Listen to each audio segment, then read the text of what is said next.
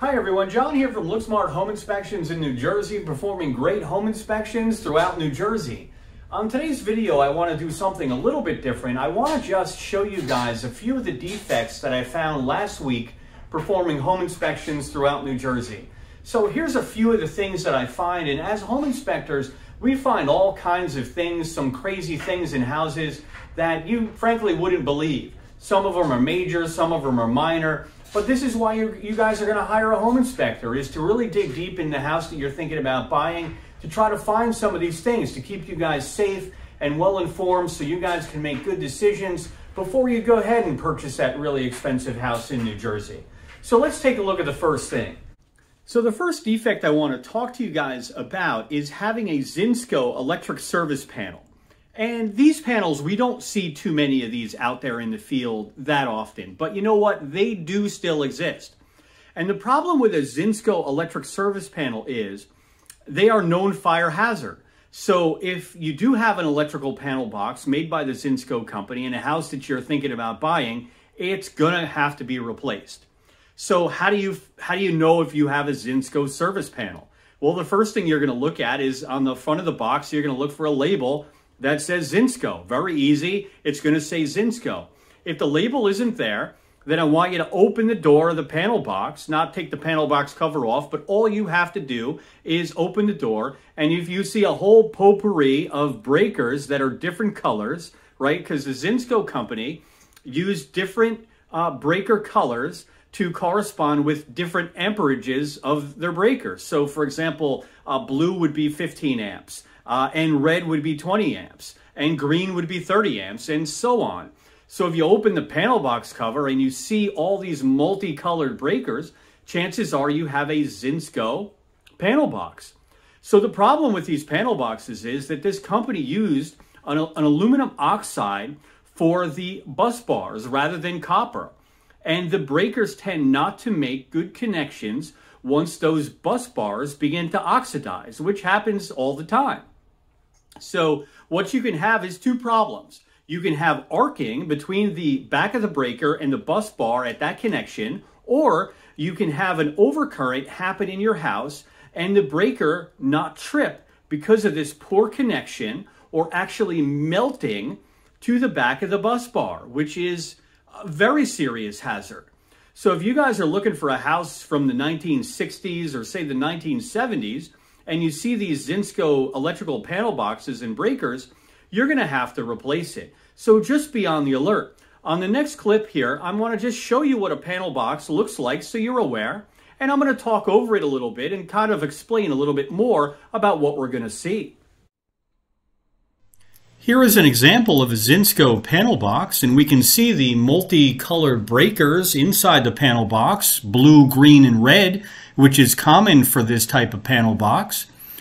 And as we move upward, we're going to see a label that indicates the panel box was made by the Zinsco company.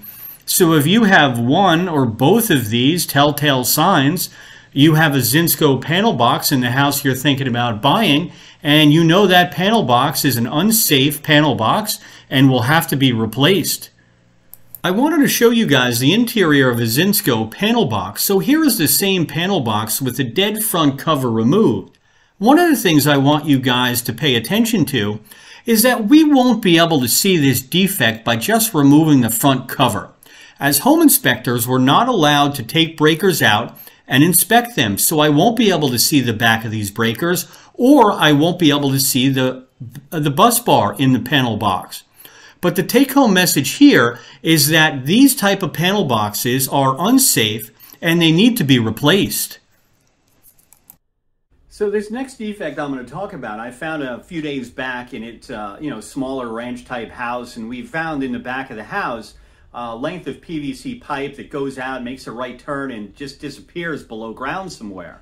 So after a little bit of investigation, we found out that the laundry inside the house is discharging into this PVC pipe and just going into most likely a dry well, which is a dispersal field. It just discharges, water into the environment. And this is a problem because we don't want to have laundry wastewater just going into the backyard because it it can cause environmental damage. It's supposed to be going, to the waste pipe system of the house and then being, discharged into the sewer and then properly treated. But here it's not the case. So we have sort of some homeowner ingenuity going on, and I see this a lot. And it's something that you guys should look at when you're thinking about buying a house. And if you see some kind of weird piping that doesn't really make sense, you should question it. You should ask the buyer, you should ask the seller of the home, or you should ask the agent and say, hey, what is this piping? It seems out of place. And it is out of place.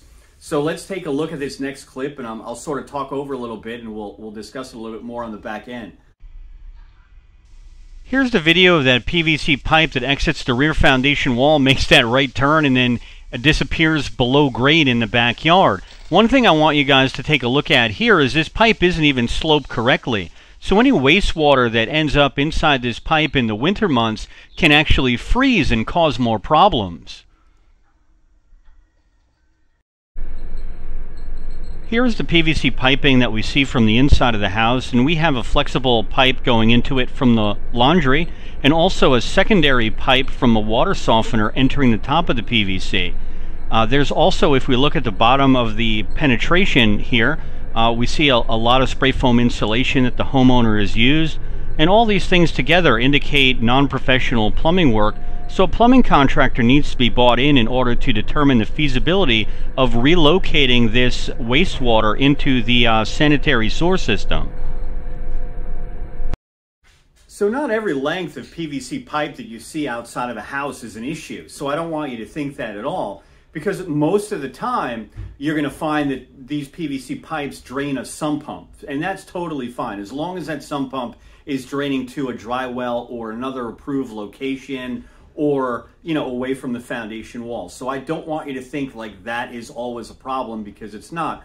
What I'm talking about, if your house doesn't have a sump pump and we have PVC pipe or some other most likely gray or black pipe that just comes out of the house, and it's just odd, we don't know what it is, I really want you to question it, because more than likely you're going to have a problem there. So this next clip that we're going to talk about is an enclosed porch at the front of an older house that does not have a foundation. So you heard that right. There's no foundation here, or very little foundation to speak of. So this is going to be a big engineering problem. And this was actually very difficult to access. There was a big door in front of this area that was screwed shut. And I said to my client, we have to go in here. We have to see what's going on in here. So it took us like 10 minutes to get inside this space at the front of the home. And it's a good thing we did. As you'll see from the clip here, and I'll better explain it, that there's maybe two cement blocks with a very thin sort of pour of cement under that. So you're maybe talking about, if a cement block is 8 inches, so 16 inches, add another maybe 3 or 4 inches to that. But that is completely insufficient to support the front of this house. So we had an engineer come in, and they took a look, and he also indicated that this was a bigger problem, and it's going to take about probably $10,000 to $15,000 to add foundation here at the front of the home. And it's very important that we do fix this problem, because we don't want the structure at the front of this house to move and shift. So foundation is very, very important, and it's a good thing that we we're able to get into this. I'm very happy that my client was able to see this. So let's take a look and see what we have. Here is the problem at the front of the house under the enclosed porch. We have a lot of water infiltration because there's basically no barrier presented because there's no foundation wall. So water is just laying up and coming in. It's eroding the soil in this area. There also should be a vapor barrier installed to help tamp down moisture conditions. But here we see that that 2 layers of block, and under that 2 layers of block, we have a thin pour of cement, which is completely inadequate for a foundation wall. And again, we see more water, more moisture infiltration here. So this problem is going to be expensive to fix.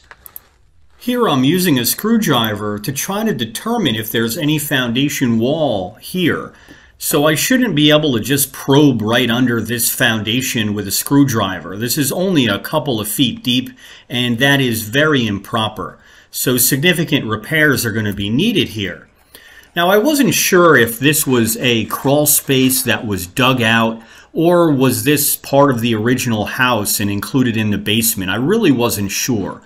But that's not for a home inspector to determine. Our job is to just point out the deficiencies.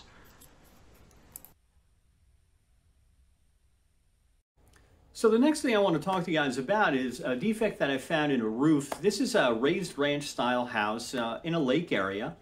And what we have here is a roof sag or a dish. And sometimes you'll pull up to a house and you'll look at the roof ridge and you'll see this sag or belly in the roof ridge. And also sags can happen basically anywhere in a roof. But in this case, it was close to the front of the home, right at the ridge area. And many times these are caused by improper framing that's too light, or framing that is damaged. In this case, what I think is going on is that there was an improper splice of the ridge board. So when you have a ridge board that comes together like this in the attic, it has to be supported on both the left or the right sides. If not, it's going to want to flex. It's going to want to move downward as snow loads push on the roof. So I believe that's what's happening in this particular case. Now, as a home inspector, I'm not really there to diagnose the problem or even tell somebody how to fix it. But I always, as a learning process, like to kind of dig a little deeper and try to learn as much as I can. So I think that's what's going on in this house. So if you ever come up to a house and you see this sag in the roof, then you know you have a framing problem. A roof shouldn't have a big sag in it that's visible from the street. So let's take a look and see what we have.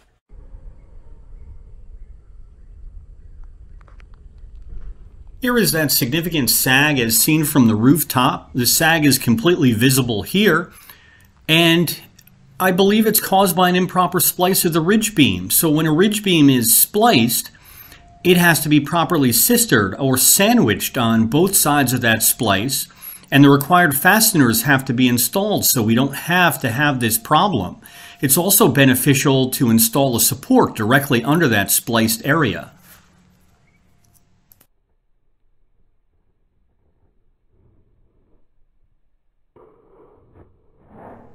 Here's that area from looking inside the attic space, and we can see two attempts to give support to this sagging area. Maybe the homeowner added this diagonal bracing, and also you see the 2x4 that's in place to try to attempt to alleviate that sagging problem.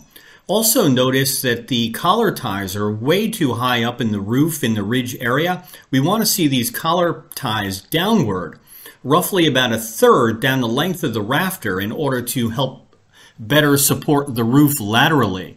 So there's a few defects here that are going to have to be corrected. So this next one I thought was pretty funny. So this is a leak in back of a shower diverter. And the funny thing here is that everyone's just living in the house like nothing's going on.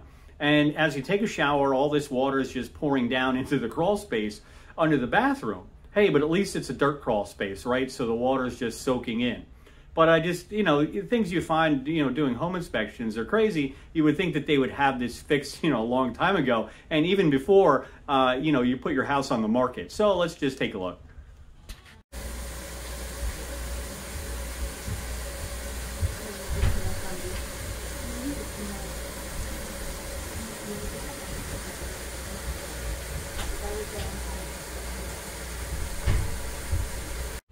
So there you have it, guys. Those are some defects that we saw last week doing home inspections. And of course, we catch many, many more hundreds of things in houses when I do home inspections. And please keep in mind, when you do hire a home inspector, you want a guy with or a girl with plenty of experience. So make sure they have years of experience and thousands of home inspections under their belt, because nothing counts more in this industry than experience. You can't learn everything from a textbook. You can't learn much from watching TV. It's all about learning and doing as you go. So if you enjoyed the video, please hit like. If you want to subscribe, that's great too. I certainly would appreciate that. Thanks for watching. And most of all, stay empowered and keep your eyes open.